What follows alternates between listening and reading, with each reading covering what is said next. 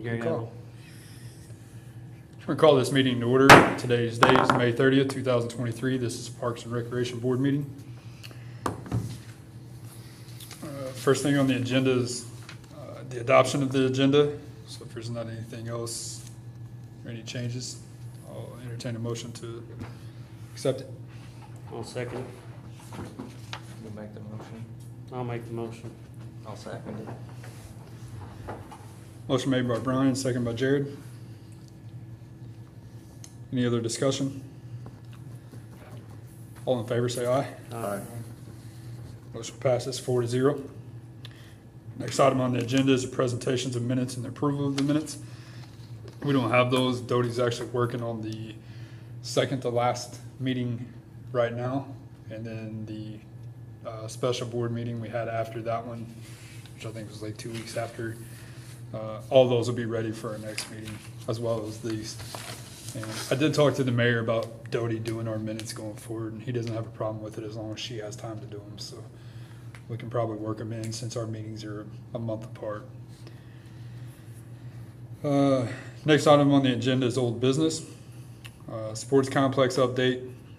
So we did get the letter from DNR to finally approve it.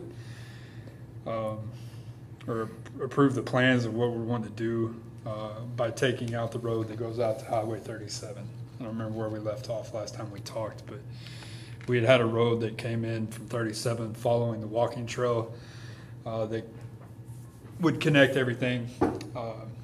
DNR was holding us up because of all the wetlands that are in that area. And you take off some, you have to triple it or something like that in other places. And so we took that off the plans, and they approved it pretty quickly after that. So the next phase of the sports complex is to raise the rest of the money. We need about $3 million more to do phase one. So the mayor is hiring a company to do a video for us to help us kick off our fundraising. That should be done fairly soon. And then we're going to start going after possible donors and seeing if we can collect some. And then we also have a grant writer that's working on a few grants for us. And then Calvin Cash, which has done all the surveying and stuff with DNR, just sent me a list of 8 or 9 grants on Friday that we're eligible for. So we're going to apply for all those. The only issue with those is some of them the deadline's already passed, or the window of the deadline won't maybe start until summer or spring. Like Land and Water Conservation Fund, which is one we use for the pool, is up to $700,000 now. But the problem is it was due June 1st. But if we got approved for it, we couldn't start anything on the project at all until the money was actually awarded, which wouldn't be until the fall, which wouldn't give us enough time to do it and have it done by March. So Vernon Jones has offered to come back and talk to the mayor and Calvin and me and probably a couple of you guys to talk about a possibility of a partnership and maybe sign a letter of intent. I don't know how that'll go. We could do that if we use them, it's through a purchasing co-op, so we don't have to send it out for bids and draw up bid specs. We sign a letter of intent, they do everything from there. So they act as a GC. I don't know how all that works, but it's a legal way of signing something. The benefit of doing that would be that they can start working on it even though we don't have the funds. That way, whenever we do have the funds, we say go, everything's set in place, they have their contractors lined up. The disadvantage of that is we have somewhat less control over it, I would say. We can still tell them we would like for our local contractors to bid on X, Y, Z, and it can be anything. The main thing that they would want to do and not sub out is the final grade work for the fields. They're fine with subbing out all the excavation and all the rough grade, and but everything else they're fine with letting outside contractors do it. So we did get some preliminary budget estimates. They seemed really high. Like a concession stand was $614,000. So he's going to come back and talk to us and tells us how they got to those numbers. And I think that was a 2-story one, but it was still a lot higher than what we thought it should be. So once I get that stuff, once I get the information on when they're coming back, I'll let you guys know, and a couple of you can come. That'd be great. Who was that with? Byrne and Jones. It's BYRNE and Jones. They're out of St. Louis, or over by St. Louis. So as of right now, the sports complex is still slated to start this year. I'm a little nervous about it, but $3 million is a lot of money to raise. We're halfway there. So, does anybody have any questions on the sports complex? No, I mean, I think you'd save money to use a company like that if we can come to, an agreement. People who've done it before. It'd just be a matter of going through everything to make sure it all makes sense to us. Right.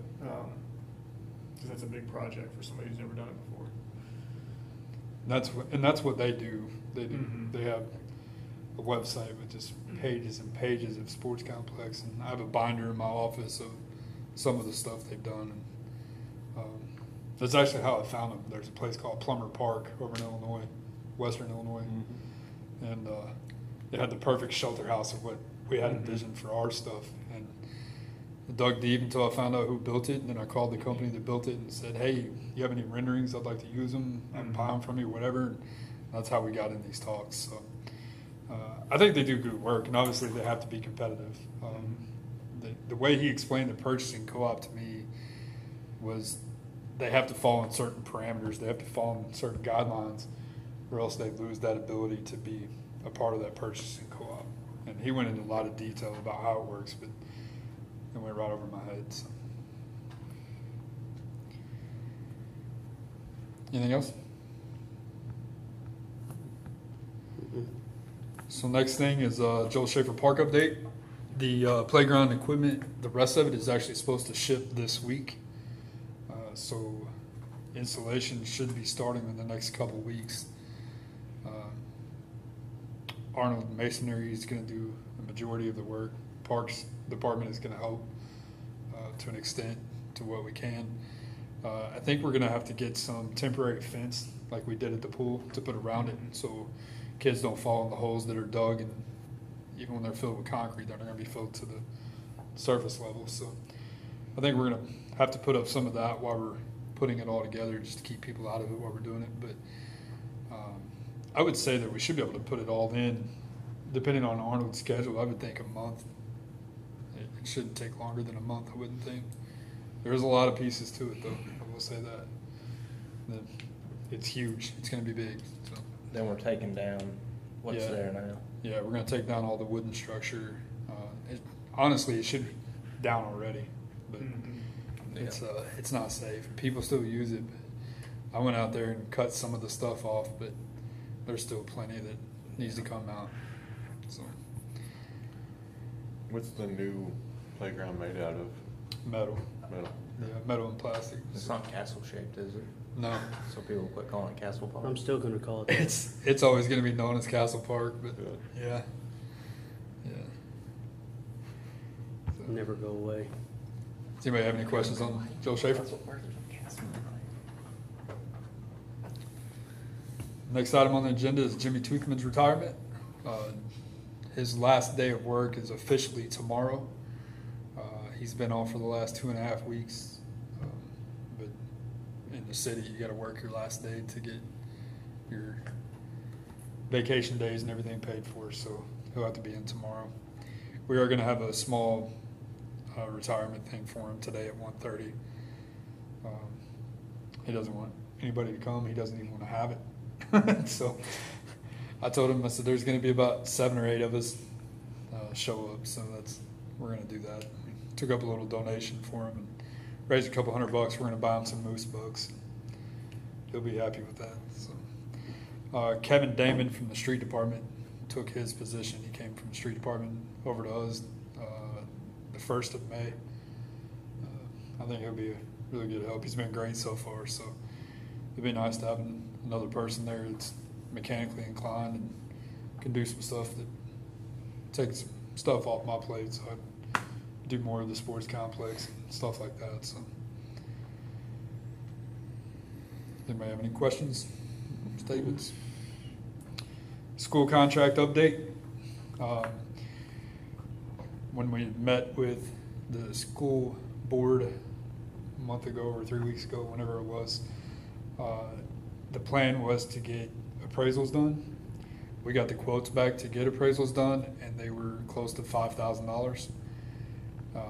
The mayor and John Shoto had discussed and said they didn't really want to spend that to do it, so they agreed to search other avenues to get appraisals done, and they're still working on that. It's in the works. So hopefully we have that really soon. They have some ideas, so hopefully we can get that and get that ball rolling, but it shouldn't be too much longer. But I don't have a better update than that, other than we're not going to spend 10 grand to get them done. So I was afraid that was gonna happen. yeah, I was too. So, does anybody got anything for that? Nope. Next item on the agenda is the mower update. In our special meeting that we had back in March, we had talked about purchasing a 72-inch diesel mower. They came back and said that mower isn't being manufactured right now, and that we might not be able to get it until the end of the year. So my recommendation would be to cancel that. That was a 72-inch zero-turn diesel with a lap bar with lap steering, so the normal pull handles. I had demoed a Cub Cadet zero-turn with a steering wheel that's designed to hold hills, because our pull bank is, we take our big mowers on it, it's starting to get washed out on the south side of the pull bank. It's rutting it up to where it's not sliding down the hill yet, but you can see the tracks in it. So I went out to the cemetery and I borrowed their mower. They have a Cub Cadet zero turn with steering wheel, and I demoed that, and it held the banks just fine. But the other part of that got me thinking was doing Windy Creek. Right now it's all bush hog by the city or by the street department, and I would like to cut down that bank farther with a regular mower versus a bush hog a couple times a year. I think it would look better, especially going through Hagedorn Park. I wouldn't use it to do Windy Creek throughout the whole city. We just wouldn't have time to do it. But I would like to do it where the greenway is, especially. So it kind of got me leaning toward, I think a better use of our money would to be buy a mower that would hold that pull bank as well as the Windy Creek. Did you demo the one on Windy Creek? I did, yeah. And it held it? I demoed it to the north of the bridge, the walking bridge that goes behind the baseball field. Yeah. I went to on the Windy Creek side, north of that bridge, and it was only sketchy in one spot. Other than that, it did pretty good. You're just gonna do one pass, or can you do two, or? No, I went all the way Down to the down bottom? the hill to almost to the edge. I didn't go quite to the edge because it was It's about pretty 3 steep. feet tall, and I didn't know if there was a washout area. So my plan would be to get it bush hogged and then go over it with a mower so I can see where it's washed out. And once we start cutting it, we'll know it. But there's still going to be places we won't be able to get to. The one that they have at the cemetery has a single rear wheel, and it's rated for a 19-degree slope. The mowers we have right now are rated for 15 degree. Almost all your lap bar mowers are 15 degree. But you can get a dual rear wheel, which is what these quotes are for, and it'll hold a 25-degree slope, which is pretty significant. So by doing that, I went and got some quotes. I got 3 quotes. I got one from H&R AgriPower, which is where we bought our 2 Exmark mowers. I've got one from Hope Outdoor Power in Jasper, and I got another one from Canary right there in Cannington. So they were all really close in price.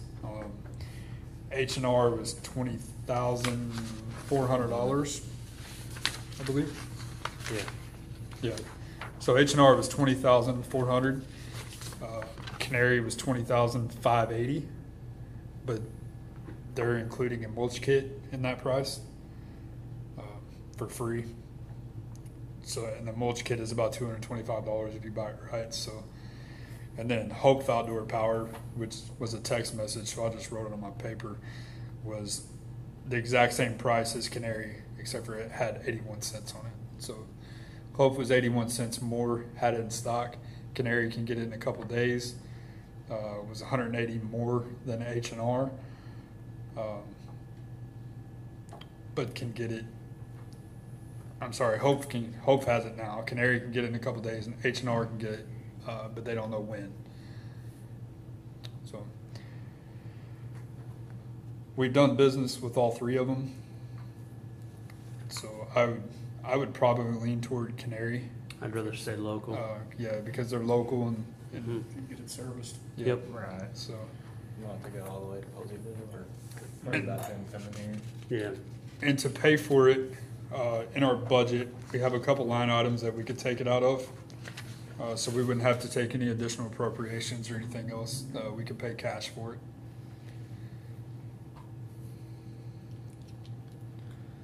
So, anybody have any questions on that mower? Any details about it? No. If not, I'll entertain a motion to approve. I'll make a motion to get it from Canary. I'll make a second. Motion made by Steve, seconded by Brian. Any further discussion? All in favor say aye. Aye. Motion passes 4-0. So we'll order that. I'll get that coming. And then line F that's not on here would be to do the, we need to pay for the $44,000 diesel mower, the Exmark that we've already taken delivery on, that was approved back in the February 20th meeting. We took delivery on it in March. We have to finance that. That was the plan all along. Old National Bank was the cheapest rate. I'm waiting on an updated rate because the rate that I quoted or got quoted was expired. So as soon as I get that, I would like their approval to go ahead and finance that, and then we'll pay for that out of our budget also. I'll pay the monthly payments, and then when we redo our budget for 2024, we will budget to put the money in the budget to pay for the loan next year also. But any money that's left over from the 2023 budget will go toward the principal of that mower also. So we might not carry the lease payment for very long. I would say worst case scenario would be at the end of next year. But I would need a motion to enter that agreement with Old National Bank once I get the rate back. Do you need to, being that they may have changed, has everybody changed? It's possible that they have, but it's a tax exempt rate, so Okay. like credit unions can't beat it because of credit unions are already tax exempt, so they don't get to do a tax exempt loan. Is the way they explained it to me. They were all really close. I can also quote from German American again just to make sure. If it's me, I would just to Yeah. make sure it's close. If it's, make sure it's not a percent or something Sure. when you're Yeah, doing absolutely. 44,000, yeah. That's the only thing I would ask, but, yeah. Other than that, I'm good with that. So I would just need a motion that you guys give me the approval to proceed with whoever has the cheapest rate. I'll make a motion pending the best interest rate. Okay, motion made by Steve, do I hear a second? I'll second it.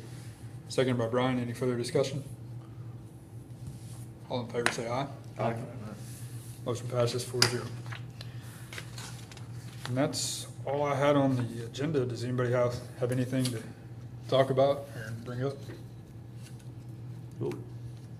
If not, I'll entertain a motion to adjourn. Motion. I'll make a motion to adjourn. Second. Motion made by Steve, seconded by Zach. Any further discussion?